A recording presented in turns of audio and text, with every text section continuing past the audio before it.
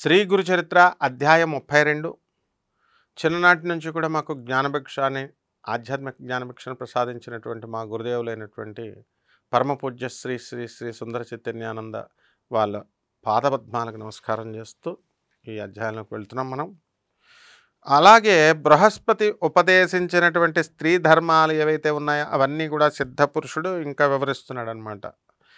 దేవతలరా, బృహస్పతి చెప్తున్నాడు దేవతలందరికి కూడా, సతులు మరణించినప్పుడు భర్తతో సహగమనం చేయడం ఉత్తమం. కానీ భర్త దూరదేశంలో ఉన్న, ఆమె గర్భవతి అయినా లేక ఆమె పాలు త్రాగే బిడ్డ ఉన్నా అప్పుడు మాత్రం సహగమనం చేయకూడదు. అలాగే అటువంటి స్త్రీ యావజ్జీవము కూడా విధవా ధర్మం పాటించినా కూడా ఆమెకు నిస్సందేహంగా అలాంటి ఫలితమే వస్తుంది. విధవా ధర్మాలు కూడా ఎంతో పుణ్యప్రదమైనటువంటివే. ఆమెకు జుట్టు తీయించుకోవడం ప్రధానమైనటువంటి కర్తవ్యం. లేకపోతే కనుక ఆమె జుట్టు అనే తాడుతో భర్తను కట్టివేసినటువంటి దోషం వస్తుంది. గతించినటువంటి భర్త కూడా పతితుడు అవుతాడు. అప్పటి నుంచి ఆమె నిత్యము తలస్నానము, ఒక పూట భోజనము చేస్తూ ఉండాలి. అది కూడా స్వల్పంగా తింటే మరింత శ్రేష్టం. ప్రాణాలు నిలుపుకోవడానికి ఎంత అవసరమో అంత మాత్రమే తినాలి. 3 రోజులకో, వారానికో లేక పక్షానికో ఒక్కసారి చొప్పున యథాశక్తి ఉపవసించడం వలన కానీ, లేకుంటే చాంద్రాయణ వ్రతం ఆచరించడం వలన కానీ ఎంతో శ్రేయస్కరం. పాడ్యమి నాడు ఒక ముద్దతో ప్రారంభించి శుక్లపక్షంలో తిథికి ఒక ముద్ద చొప్పున పెంచుకుంటూ వచ్చి పౌర్ణమి నాటికి 15 ముద్దలు తినడం, అటు తర్వాత చంద్రకళలను అనుసరించి మరలా తగ్గించుకుంటూ రావడమే చాంద్రాయణ వ్రతం అంటాం. ముసలితనం వల్ల కానీ, రోగం వల్ల కానీ ఇలా చేయలేనటువంటి వారు రెండవ పూట ఏం చేయాలంటే పాలో పళ్ళో యావజ్జీవితం సేవించుకోవచ్చు. మంచం కింద నిద్రించినటువంటి విధవ పతితో కలిసి నరకానికి పోతుంది. అలాగే కనుక కిందనే పడుకోవడం ఆమె ధర్మం. తనకున్నటువంటి మంచము, పరుపు పేదలకు దానం ఇచ్చేయాలి. రంగు చీరలు ధరించకుండా తెల్ల వస్త్రం మాత్రమే ధరించాలి. భర్తకు ప్రియమైనటువంటి వస్తువులను సద్బ్రాహ్మణులకు దానం ఇవ్వాలి. అభ్యంగనం అంటే తలంటి స్నానం, తర్వాత సుగంధము, పూలు, అలంకారాలు, తాంబూలాలను ఆమె ఏం చేయాలా, వదిలేసేయాలి. పితృయజ్ఞం చేయడానికి మగబిడ్డ లేనప్పుడు ఆమెయే నిత్యము తన భర్త గోత్రాదులను చెప్పి అతని ప్రీతి కొరకు తర్పణం చేయాలి. అప్పుడు తన భర్త విష్ణుదేవుని రూపంగా ఉన్నాడని తలచి పూజించాలి.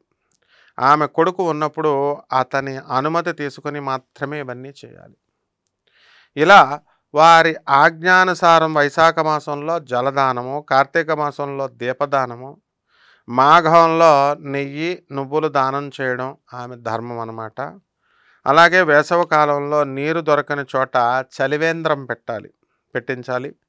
విప్రులు రుద్రాభిషేకం చేస్తుంటే నీటితో నింపిన బిందె వారికి సమర్పించుకోవాలి. కార్తీక మాసం అంతా కూడా యవాన్నాన్నే తింటూ నక్తావ్రతాన్ని ఆచరించాలి. నక్తం అంటే పొద్దునుంచి సాయంత్రం దాకా భోజనం చేయకుండా ఉండాలి. సాయంత్రం చంద్రుడిని చూసిన తర్వాత తినడాన్ని నక్తం అంటాం. ఆ కాలంలో ఆమె కంద, వంగ, తేనె, నూనె ఇవన్నీ కూడా వాడకూడదు. మోదుగాకుల విస్తట్లో భోజనం చేయడమే ఉత్తమం. కానీ అరటి ఆకుల్లోనూ లోహపాత్రాల్లోనూ తినకూడదు. ఆ నెలాఖరుకు ఉద్యాపన చేయాలి.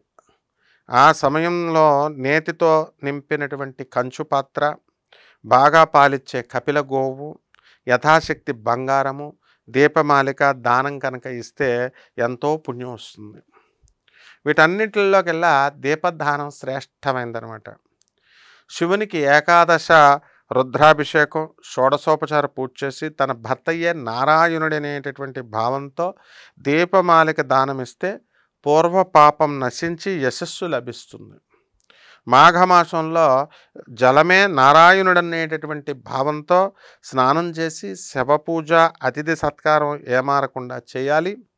అది ఎలా చేయాలో చెబుతాను. వేద విధులకు పాఠ్యమిచ్చి అంటే కాళ్ళు కడుక్కునేందుకు నీళ్ళిచ్చి, విసినికర్ర, పరిమళ ద్రవ్యాలు, తర్వాత దక్షిణ తాంబూలాలతో కూడినటువంటి నూతన వస్త్రాలు, ద్రాక్ష, అలాగే అరటిపళ్ళు ఒకే పాత్రలో పానకం దానమిచ్చి తన భర్త పేరిట వారికి ఆపోసనమిచ్చి వారికి సాత్వికాహారంగా తృప్తిగా వడ్డించాలి. వారిలో ఎక్కువగా బయట తిరిగే వారికి గొడుగు పాదుకలు సమర్పిస్తే అనంతమైనటువంటి ఫలితం ఉంటుంది. ఇలా ఆచరిస్తే సతీ సహగమనంతో సమానమవుతుంది. ఆమె భర్తకు కూడా పాపం నశించి స్వర్గం లభిస్తుంది. పతివ్రత అయినటువంటి స్త్రీ భాగీరథితో సమానం. ఆమె భర్త శంకరుడితో సమానం. కాబట్టి ఇట్టి దంపతులే లోకపూజ్యులవుతారు. అలాగే బృహస్పతి చెప్పినటువంటి ధర్మాల్లో స్త్రీలకు 2 మార్గాలు కనిపిస్తున్నాయి. ధైర్యం కలిగినటువంటి వారు సాగమనం చేయొచ్చు. కాబట్టి అమ్మాయి, నువ్వు శోకం విడిచి నీకు అది శ్రేయస్కరం ఇస్తే అలాగే చేసేయి అని చెప్పి ఆ యోగేశ్వరుడు ఆమె తల కింద హస్తముంచి ఆశీర్వదించాడు. అప్పుడు ఆమె ఏముంది, యోగేశ్వర, మీరే నాకు తల్లి తండ్రి బంధువులు, వేరెవరూ లేరు. ఇంత దూరదేశంలో నేను ఒంటరిగా నేను ఉన్నప్పుడు, నేను ఒంటరినైనప్పుడు మీరు కనబడ్డారు. నాకు యుక్త వయస్కురాలైనటువంటి నాకు వైదవ్య ధర్మం ఆచరించడం కత్తి మీద నడక లాంటిది.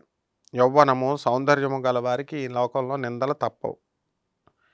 కాబట్టి నాకు సహగమనమే నచ్చింది, అదే ఆచరిస్తాను, నన్ను ఆశీర్వదించండి అని నమస్కారం చేసింది.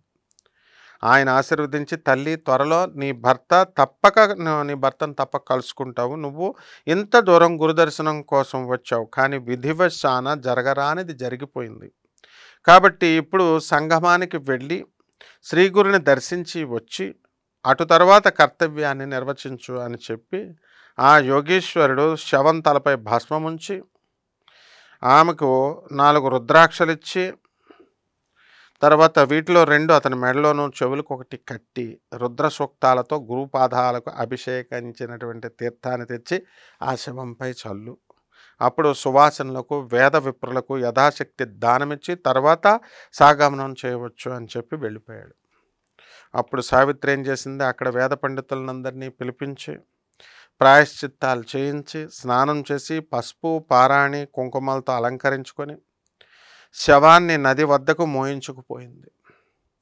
తాను అగ్ని పట్టుకొని శవానికి ముందు నెమ్మదిగా నడిచింది. మహాసౌందర్యవతి అయినటువంటి ఆమె అంత చిన్న వయసులో మహాలక్ష్మిలా అలంకరణ చేసుకొని సహగమనాన్ని చేసుకోవడానికి వెళ్తోందని తెలిసి గ్రామంలో ఉన్నటువంటి స్త్రీలు పురుషులు ఆమెను చూడడానికి కొన్ని వేల మంది వచ్చారు. వారిలో కొందరు ఆమెను చూచి, అయ్యో, ఏ సుఖము ఎరుగని చిన్న వయసులో ఒక బిడ్డనైనా కలగక ముందే చావంటే కించిత్తు కూడా భయం లేకుండా ఎంత ధైర్యంగా వెళ్తోంది అని ముక్కును వేలేసుకున్నారు. కొందరు ఆమె దగ్గరకు వెళ్ళి, ఏమమ్మా, ఎందుకు వృధాగా ప్రాణాలు తీసుకుంటావు, పుట్టింటికి వెళ్ళి అక్కడ జీవించరాదా అన్నారు. ఆమె వారికి సమాధానం చెప్పకుండా దృఢ నిశ్చయంతో ముందుకు సాగిపోతుంది. ఇంకొంతమంది ఏం చేశారంటే, ఆహా, ధర్మవేత్త అయినటువంటి మహాపతివ్రత కాబట్టి ధర్మం తప్పకుండా నడుచుకుంటోంది, స్త్రీలందరికీ కూడా ఈమె మార్గదర్శకురాలు అని చెప్పి అందరూ కూడా కీర్తిస్తున్నారు. చివరికి అలాగే అందరూ కూడా నది ఒడ్డుకి శవాన్ని చేరి శవాన్ని దించి చితిపేర్చారు. అప్పుడు సావిత్రి అక్కడికి చేరిన సువాసనలందరికీ కూడా వాయనాలు, సద్బ్రాహ్మణులకు దండిగా దక్షిణలు సమర్పించి వారందరికీ కూడా నమస్కారం చేసి ఉత్సాహంతో అందరితో ఇలా చెప్పింది, తల్లులారా, విప్రోత్తములారా, ఇదే మీ అందరికీ వద్ద ఇంకా నేను సెలవు తీసుకుంటున్నాను. నాకు దీపావళి పండగ వచ్చింది, మా పుట్టింటి నుండి పిలుపు వచ్చింది, నా కన్నతల్లి అయినటువంటి గౌరీదేవి వద్దకు నేను వెళ్తున్నాను. అక్కడ మా వాళ్ళందరితో కలిసి పార్వతీ పరమేశ్వర్లు ఇద్దరిని పూజిస్తూ ఉంటాను అని చెప్పింది. తర్వాత తనకు తోడుగా వచ్చినటువంటి వారితో ఇలా చెప్పింది, మీరు బాధపడతారు ఎందుకు, మీరు ఇంటికి వెళ్ళవచ్చు కదా, కానీ మా అత్తమామలకు మాత్రం వెంటనే ఈ దుర్వార్త చెప్పొద్దు. అసలు మీరు చెప్తే ఆ వృద్ధుల యొక్క ప్రాణాలు వెంటనే పోతాయి, వారిని చంపినటువంటి పాపము మీకు చుట్టుకుంటుంది. కాబట్టి మేమిద్దరం కూడా శ్రీ గురుని సన్నిధిలో సుఖంగా ఉంటామని చెప్పి అక్కడి నుంచి వారందరికీ చెప్పండి అని ఆమె ఆ యోగేశ్వరుడు చెప్పినట్లు శవానికి రుద్రాక్షలు ధరించి అక్కడ విప్రులతో, అయ్యలారా, నేను శ్రీ గురుదర్శనం కోసం వచ్చాను కనుక వారిని దర్శించి వచ్చి సాగమనం చేయడం నా ధర్మం అని తోస్తుంది, నేను ఇంక వెళ్ళిరానా అని చెప్పి అడిగింది. అప్పుడు ఆ బ్రాహ్మణుల అమ్మ, సరే కానీ సూర్యాస్తమయానికి ముందే అగ్ని సంస్కారం జరిగేలా మాత్రం చూసుకో అన్నారు. ఆమె అంగీకరించి శ్రీగురుని దర్శనానికి వెళ్ళింది. అక్కడ వారందరూ కూడా ఎంతో కుతూహలంతో ఆమె వెంట వెళ్ళారు. సావిత్రి మెల్లగా నడుస్తూ మనసులో శ్రీ గురుని ఇలా స్తుతించుకుంది శ్రీ గురుని. స్వామి మీరే సర్వేశ్వరులు, శరణ కోరిన వారందరికీ కూడా పురుషార్థాలన్నీ ప్రసాదించగల వారిని మీకు కీర్తి ఉంది, అది విస్తరించింది. త్రిగుణాలతీతులైనటువంటి త్రిగుణాలను ధరించి సృష్టి స్థితి లయాలను చేసే త్రిమూర్తి స్వరూపం మీరే. మీ వల్ల కానిది ఏముంది? కర్మసూత్రాన్ని అమలుపరిచి దండించదగిన వారిని దండించే కర్మ ఫల ప్రదాతలు మీరే. మీరు భక్తుల పాలిట కల్పవృక్షమని విని నా భర్తను బ్రతికించుకొని సంతానం పొందాలని ఇంత దూరం నడిచి మీ వద్దకు వచ్చాను. నేను ఎంత పాపం చేశానో కానీ అందరికీ కూడా అబ్బినటువంటి సౌభాగ్యము సంతానము మాత్రం నాకు కరువయింది. ఇంతటి దుస్థితి కలిగింది. మీ మీద ఇంత ఆశ పెట్టుకొని వచ్చినందుకు అన్నీ చాలా బాగా జరిగాయి. మిమ్మల్ని ఆశ్రయించిన వారికి మీరు ప్రసాదించేటటువంటిది ఏమిటో బాగా తెలిసింది. ఈ లోకంలో వ్యాపించిన మీ కీర్తిని పరలోకానికి కూడా తీసుకుపోదలచాలని చెప్పి నా భర్తతో కలిసి వెళ్ళిపోతున్నాను అని చెప్పింది. ఇలా అనుకుంటూ ఆమె సంగమానికి వెళ్ళింది. దేదీప్యమానమైనటువంటి శ్రీ గురుని మూర్తి సమీపించగానే ఆమె హృదయంలో అపారమైనటువంటి భక్తి కలిగింది. వెలుబక అక్కడ నుండి ఆయనకి సాష్టాంగ నమస్కారం చేసింది. వెంటనే శ్రీగురుడు ఆమెను నిత్య సౌభాగ్యవతి భవ అని ఆశీర్వదించారు. వెంటనే అక్కడ జనంలో కొందరు తమలో తాము నవ్వుకున్నారు. వారిలో ఒకడు ధైర్యం చేసి ఏం చేశాడు, స్వామి ఆమె భర్త ఇంతకుముందే ఇక్కడ మరణించాడు, అతని శవం ఇంకా శ్మశానంలోనే ఉంది, మీ వద్ద సెలవు తీసుకుని ఈమె సాగానం చేయబోతోంది, ఇంకా ఆమెను సౌభాగ్యవతి ఎలా అవుతుంది మీరు ఆశీర్వదిస్తున్నారు అంటే అది ఏమీ తెలియనట్లు ఆయన అలాగా ఎప్పుడు ప్రాణం పోయింది, ఏమైనా సరే ఆమె సౌభాగ్యం సుస్థిరం అవుతూ ఉంటుంది, ఆమె భర్త ఎలా చనిపోయాడో మేము చూస్తాము అని చెప్పేసి అగ్ని సంస్కారం నిలిపివేసి ఆ శవాన్ని తీసుకురండి అన్నాడు. మా వాక్ ఎప్పటికీ కూడా వ్యర్థం కాదు అన్నారు. అందరూ కూడా ఆశ్చర్యపోయి ఎంతో ఆసక్తితో ఆ శవాన్ని తీసుకురావడానికి పరుగున వెళ్ళారు. ఇంతలో కొందరు బ్రాహ్మణులు వాళ్ళంతా కూడా వచ్చి గురుపాదాలకు రుద్రాభిషేకం మొదలుపెట్టారు. ఇంతలో ఆ శవాన్ని అక్కడికి తీసుకొచ్చారు. వెంటనే శ్రీగురుడు ఆ శవానికి కట్లు విప్పించి దానిపైన కప్పినటువంటి గుడ్డని ఇలా లాగేశారు తొలగించి. తర్వాత తన పాదోదకం తీసి ఆ శవంపై నీళ్లు జల్లి తన అమృత దృష్టితో తదేకంగా శవం వైపు చూశారు. అందరూ చూస్తుండగానే ఆ శవంలో కదలిక ప్రారంభమైంది. మరుక్షణమే దత్తుడు లేచి కూర్చున్నాడు. అప్పుడు అతను ఏమన్నాడు సావిత్రితో, ప్రేసి నన్ను ఎక్కడికి తీసుకొచ్చావు? ఈ అతీశ్వరులు ఎవరు ఈ ఋషి? నాకు ఇంకా గాఢ నిద్ర పట్టితే నన్ను లేపనన్నా లేపలేదేమిటి అని అడిగాడు.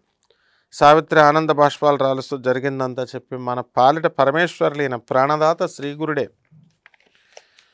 అని చెప్పింది. అప్పుడు ఆ దంపతులు ఆయనకి సాష్టాంగపడి తమ ఆనంద బాష్పాలతో ఆయన పాదాలు అభిషేకించారు. పరాత్పర జగద్గురు కృపాసాగర శరణ్యమూర్తి, ఆశ్రితుల పాలిట కల్పవృక్షమా శ్రీహరి, సచ్చిదానంద స్వరూపులైనటువంటి మీ లీలే ఈ జగమంతా కూడా, మీ కీర్తి దిగంతాలకు వ్యాపించింది. స్వామి ఎన్నో పాపాలు చేసుకొని పుట్టి దుఃఖాలలో పడినటువంటి మేము సర్వజీవ రక్షకులకైనటువంటి మిమ్మల్ని మర్చిపోయాం, మీరే మా దిక్కు, మమ్మల్ని ఉద్ధరించండి అని స్వామిని స్తుతించారు.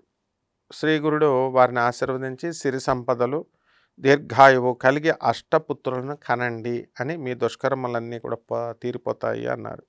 మీ దేహాలు పవిత్రమయ్యాయి, మా ప్రసాదం వలన మీకు 4 పురుషార్థాలు సిద్ధించి చివరకు ముక్తి కూడా కలుగుతుంది, మీరు ఇంటికి వెళ్ళండి అన్నారు. ఇది విన్నటువంటి జనమంతా కూడా జయ జయధ్వానాలు చేస్తూ స్వామికి నమస్కారం చేసి హారతలు ఇచ్చారు. కానీ అందరిలో ఒక దుర్మార్గుడు, ఒక ధూర్తుడు ఉన్నాడు. స్వామి ముందుకు వచ్చి, అయ్యా నాకు ఒక సందేహం ఉంది, నొసట రాత తప్పించడం ఎవరితరం కాదని వేదశాస్త్రాలన్నీ చెబుతున్నాయి, బ్రహ్మ రాత నిజమే అయితే ఈ చనిపోయిన వాడు తిరిగి ఎలా బ్రతికాడు అని అడిగాడు. అప్పుడు స్వామి నవ్వి, బ్రహ్మ అనుమతితో మేము వచ్చే జన్మలోని అతని జీవితకాలంలో నుంచి 30 సంవత్సరాలు ఈ జన్మకు మార్చాం, అంతేగాని విధివ్రాత అన్నది వాస్తవమే అని చెప్పాడు. అతనికి దివ్య దృష్టి ప్రసాదించి ఆ సత్యం దర్శింపచేశారు. ఆ బ్రాహ్మణుడు నిరుత్తరుడైపోయాడు. అందరూ ఆశ్చర్యంతో తమ ఇళ్లకు వెళ్ళిపోయారు. నాటి నుంచి శ్రీగురుని కీర్తి వెల్లువలై దశ దిశలా వ్యాపించింది. సావిత్రి దత్తాత్రేయులు సంగమంలో స్నానం చేసి శ్రీ గురుని పూజించి వేద విప్రులకు భారీ ఎత్తున దక్షిణలు ఇచ్చి పంపారు. అప్పుడే సూర్యుడు అస్తమిస్తున్నాడు. ఆ దంపతులను వెంట తీసుకొని శ్రీ గురుడు తమ మఠానికి చేరుకున్నారు. జై గురుదేవ దత్త. శ్రీ గురుదత్త. జై గురుదత్త. శుభమస్తు. ఇంతకు ముందు జరిగినటువంటివన్నీ కూడా మిస్ అయిపోయాం అనుకునేటటువంటి వాళ్ళు ప్లేలిస్ట్లోకి వెళ్ళి ఆంధ్రప్రభ ఛానల్స్లో మన గురుచరిత్ర పారాయణ చూసుకుంటే మిగతావన్నీ కూడా అన్ని చాప్టర్స్ చూడొచ్చు. అలాగే రోజుకొక వీడియో చొప్పున వస్తుంది. రోజుకొక అధ్యాయం చూడండి.